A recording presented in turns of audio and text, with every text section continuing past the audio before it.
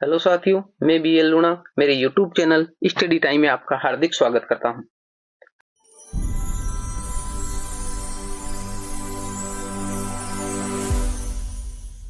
हम हिंदी साहित्य का इतिहास पढ़ रहे हैं और उस हिंदी साहित्य के इतिहास में हम आज जो भारतेंदु युग है, उस भारतेंदु युग के जो आगे की जो कवि है उनके बारे में अध्ययन करेंगे। इससे पहले हमने आदिकाल, भक्तिकाल और रीतिकाल के बारे में अध्ययन कर लिया है और जो इसके नोट्स है वो नोट्स मैं आपको टेलीग्राम पे उपलब्ध करवा दूंगा। जो हिंदी साहित्य है इसके टेलीग्राम पे उपलब्ध करवा दूंगा और जो हिंदी व्याकरण है उसके मैंने टेलीग्राम पे अपलोड कर दिए। उसका लिंक डिस्क्रिप्शन बॉक्स में, आप जाकर उसको ज्वाइन कर लीजिए और वो नोट्स आप ले सकते हैं। अगर आप मेरे चैनल पर पहली बार आए हो तो आप मेरे चैनल को सब्सक्राइब कर ले, बेल आइकन को ऑल पे प्रेस कर ले ताकि मेरे आने वाले हर वीडियो का नोटिफिकेशन आपको मिलता रहे। अब बात करें हम भारतेंदु युग के जो कवि है उनके बारे में। तो भारतेंदु जो थे, जो भारतेंदु युग था, तो उस भारतेंदु के बारे में हमने अध्ययन कर लिया। उनके प्रमुख जो उपन्यास थे, उनके प्रमुख जो नाटक थे, बहुत ही शानदार क्लास थी। सारों का मैंने अच्छे से सूत्र बना के आपको बताया है। अगर आप मेरे चैनल पर नियमित जुड़े हुए हो तो आपको अच्छे से पता है, और अगर आपने वो पिछली क्लास नहीं देखी तो आप जाकर देखिए। उसके अंदर मैंने भारतेंदु की जो सारे जो नाटक है उनका सूत्र बनाया है, भारतेंदु की जो पत्रिकाएं हैं उनका सूत्र है, भारतेंदु के जो उपन्यास है उनका भी सूत्र है। तो सारे का सूत्र बनाया हुआ है, अच्छे से वो आपको समझ में आ जाएगा। अब बात करें बद्री नारायण चौधरी, जिसको प्रेमघन भी बोला जाता है। इसकी प्रमुख रचनाएं जीर्ण जिनपद, आनंद अरुणोदय, आनंद अरुणोदय, हार्दिक हर्षादर्श और लालित्य लहरी। हार्दिक हर्षादर्श है ये,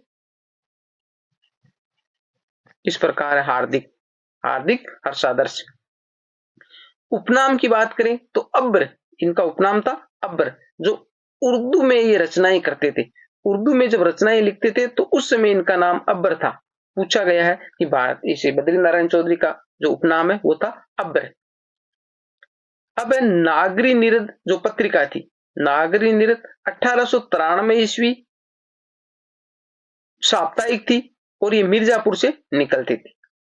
एक थी आनंद कादिबिनी, ये थी 1881 ईस्वी और ये मासिक था और मिर्जापुर से निकलती थी। यानी दोनों जो मिर्जापुर से ही निकलती थी। अब देखिए इनका मैंने एक सूत्र बनाया है। सूत्र क्या है?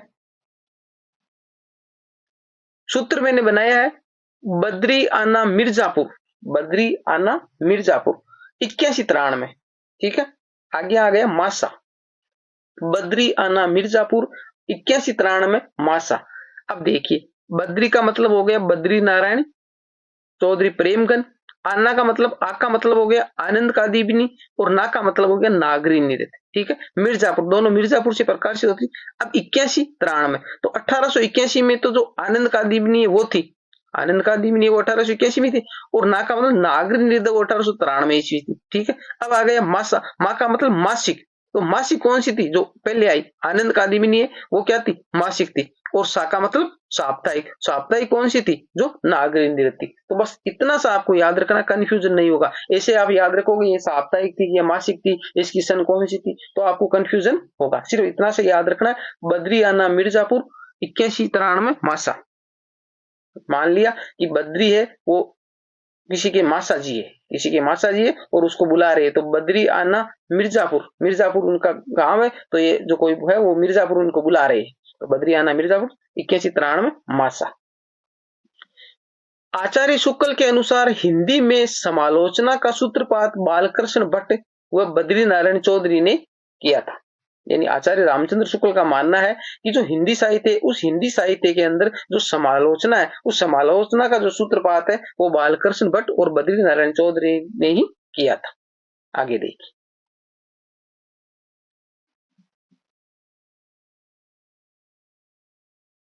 आगे प्रताप नारायण मिश्र, प्रताप नारायण मिश्र। प्रताप नारायण मिश्र की प्रमुख जो रचनाएं है वो है प्रेम पुष्पावली, रसखान शतक, हिंदी की हिमायत, नवरात्र के पद। ये जो रचनाएं है वो प्रताप नारायण मिश्र की है। नाट्य रचनाएं, नाट्य रचनाओं की बात करें तो हट्टी हमीर, भारत दुर्दशा, गो संकट, कली प्रभाव, जुआरी खुआरी, प्रहसन, ये प्रहसन है। तो ये जो रचनाएं है इनके बारे में यही पूछा जाता है अक्सर रचनाओं के बारे में, या ऐसे पूछ लिया जाता है कि निम्न में से भारतेंदु युग का जो कवि है, या ऐसे पूछ लिया जाता है निम्न में से भारतेंदु युग का कवि नहीं है। तो इस प्रकार के क्वेश्चन इनमें से पूछे जाते हैं अक्सर, या फिर इनकी रचनाओं के बारे में पूछ लिया जाता है।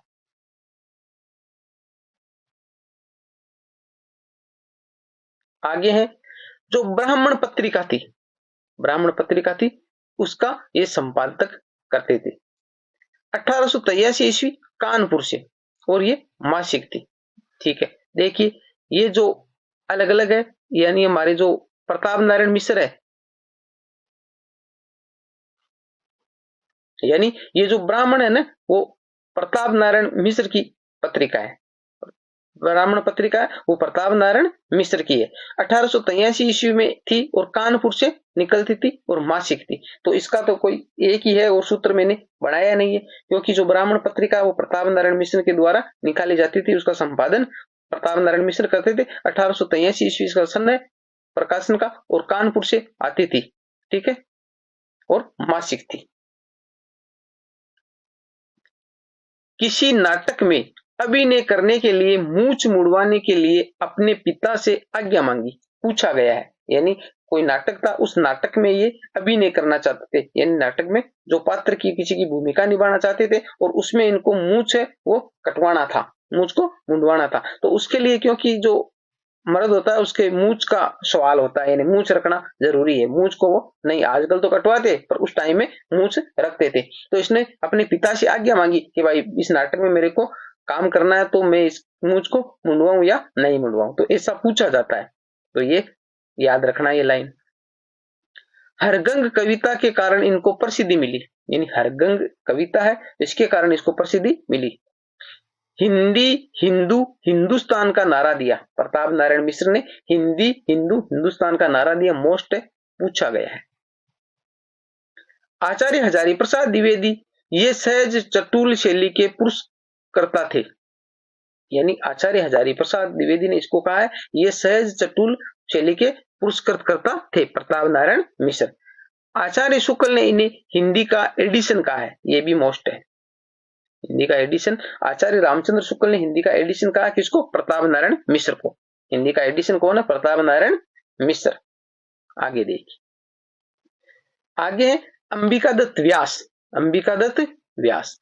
इसकी प्रमुख रचनाओं की बात करें तो है पावस पचासा 1886 ईस्वी में, हो होरी 1891 ईस्वी, शिवराज विजयम संस्कृत उपन्यास है, शिवराज विजयम संस्कृत उपन्यास है। तो ये तीन रचनाएं अंबिका दत्त व्यास की ये महत्वपूर्ण है।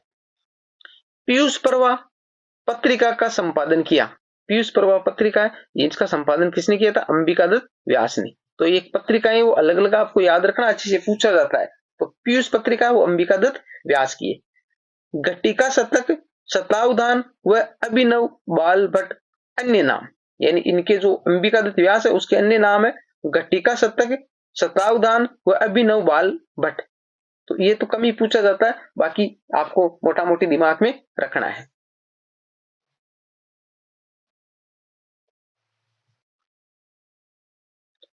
फिर आता है बालकृष्ण भट्ट। बालकृष्ण भट्ट की प्रमुख रचनाएं है कलिराज की सभा, बाल विवाह, नूतन ब्रह्मचारी, 1887 ईस्वी उपन्यास, यानी जो नूतन ब्रह्मचारी है उसका जो रचना काल है वो 1887 ईस्वी और ये उपन्यास है। 100 अजान एक सुजान 1892 ईस्वी, ये भी उपन्यास है। यानी नूतन ब्रह्मचारी और 100 अजान एक सुजान दोनों क्या उपन्यास है। इन्होंने 1877 ईस्वी में इलाहाबाद से हिंदी प्रदीप, यानी बालकृष्ण भट्ट है उसकी पत्रिका का नाम है हिंदी प्रदीप नामक मासिक पत्रिका निकाली। प्रेमपुंज नामक पत्रिका का संपादन भी किया, यानी प्रेमपुंज पत्रिका का संपादन किया, पर जो मोस्ट है वो ये है हिंदी प्रदीप। बालकृष्ण भट्ट है वो हिंदी प्रदीप है 1877 ईस्वी। तो इसकी सन, इसके जो प्रकाशन का जो स्थान और रचना का नाम ये आपको अच्छे से याद रखना है। सॉरी, पत्रिका का नाम है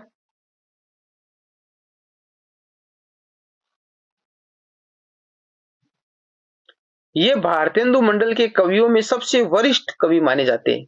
बालकृष्ण भट्ट है वो सबसे वरिष्ठ कवि माने जाते हैं भारतेंदु मंडल में। जो भारतेंदु मंडल में जो कवि थे उनमें वरिष्ठ है ये बालकृष्ण भट्ट। हिंदी प्रदीप पत्र के मुख्य पृष्ठ पर, यानी जो मुख्य पृष्ठ था उस पर लिखा हुआ था, ये वाक्य लिखा रहता था। कौन सा वाक्य था? शुभ सरस देश सने पूरित प्रकट हवे आनंद। ये मोस्ट है, हल्के में मत लेना इसको, ये मोस्ट पूछा गया है। यानी शुभ सरस देश सने पूरित प्रकट हवे आनंद भरे, ये वाक्य किस पत्र के मुख्य पृष्ठ पर लिखा रहता था? इस प्रकार का क्वेश्चन पूछा जाता है। तो हिंदी प्रदीप जो है उस पर लिखा हुआ रहता था, और ये बालकृष्ण भट्ट की वो पत्रिका है। तो ये आपको लाइन है ना, वो अच्छे से याद कर लेनी है। शुभ सरस देश सने पूरित प्रकट हवे आनंद भवे, हिंदी प्रदीप पे लिखा हुआ रहता था। इन्होंने अपनी रचनाओं में मुहावरेदार भाषा का प्रयोग किया है। यानी अपनी रचनाओं में जो रचना की है उसमें जो भाषा का प्रयोग किया वो मुहावरेदार भाषा थी। इन्होंने साहित्य को जन समूह के हृदय का विकास कहा। साहित्य को जन समूह का हृदय का विकास कहा।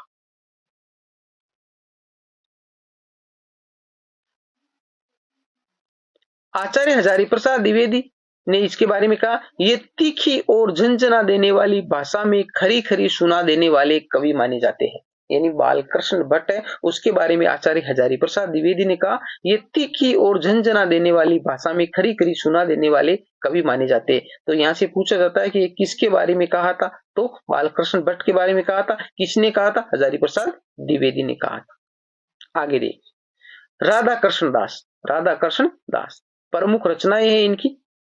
महाराणा प्रताप 1897 ईस्वी, यह इनका सबसे उत्कृष्ट व बड़ा नाटक है। महारानी पद्मावती, निशा हिंदू लघु उपन्यास और पृथ्वीराज प्रयाग, तो ये जो राधा कृष्ण दास है इसकी प्रमुख रचनाएं हैं। पृथ्वीराज प्रयाग, तो ये इनकी जो महत्वपूर्ण रचनाएं हैं। आगे जो कवि है इनके बारे में हम अगली क्लास में देखेंगे। उम्मीद करता हूं ये क्लास आपको अच्छी लगी होगी। अगर अच्छी लगी है तो लाइक शेयर एंड सब्सक्राइब करें। मिलते हैं अगली वीडियो में, तब तक के लिए जय भीम जय भारत।